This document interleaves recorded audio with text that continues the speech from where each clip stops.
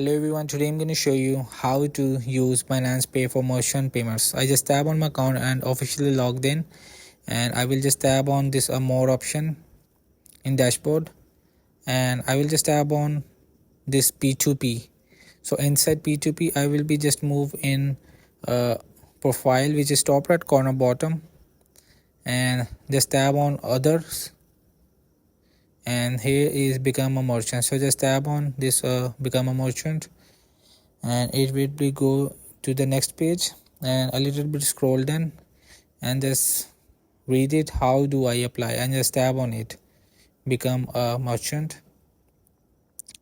So if you want to be a merchant, so verified merchant gain a competitive edge in the market, and check the eligibility to get a merchant account on Binance. So when it is will load, so make sure it will get requirements.